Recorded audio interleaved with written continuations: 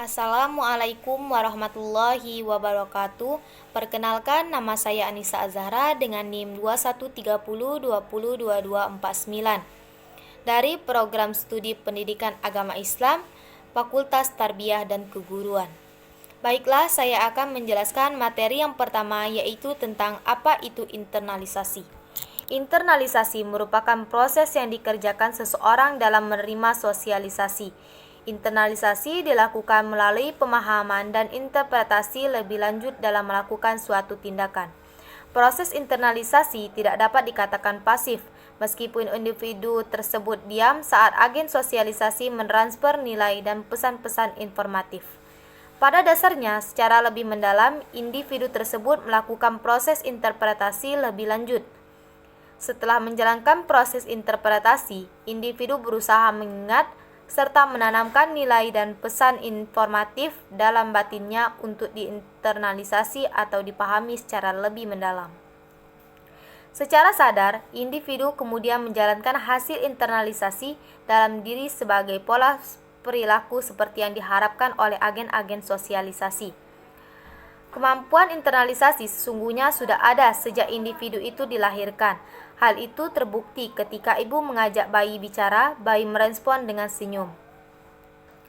Internalisasi adalah suatu proses pemasukan nilai pada diri seseorang atau individu yang akan membentuk pola pikir dalam melihat makna realitas pengalaman.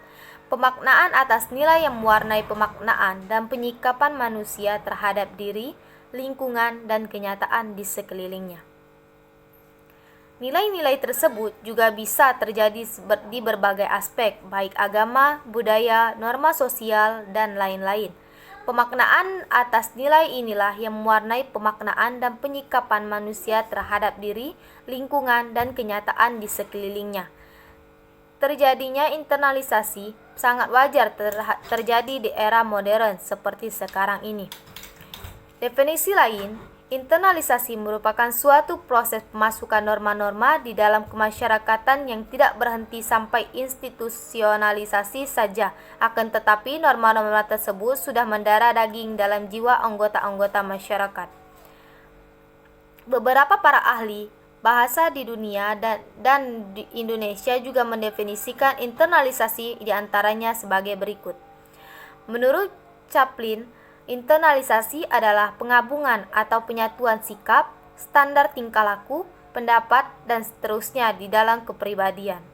Freud yakin bahwa superego atau aspek moral kepribadian berasal dari internalisasi sikap parental atau orang tua.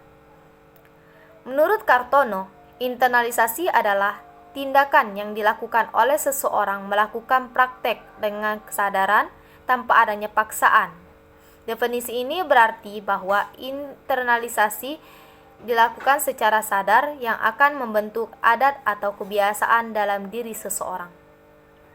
Menurut Sujatmiko, internalisasi adalah pembelajaran selama hidup di dunia yang dilakukan oleh seseorang kepada masyarakat atau kelompok-kelompok sosial. Pembelajaran ini sendiri berupa penyerapan atau aturan dalam masyarakat, nilai, dan norma. Baiklah, sekian dari saya. Apabila ada kata salah, saya mohon maaf. Kepada Allah, saya mohon ampun. Saya akhiri. Wabillahi taufiq wal hidayah. Wassalamualaikum warahmatullahi wabarakatuh.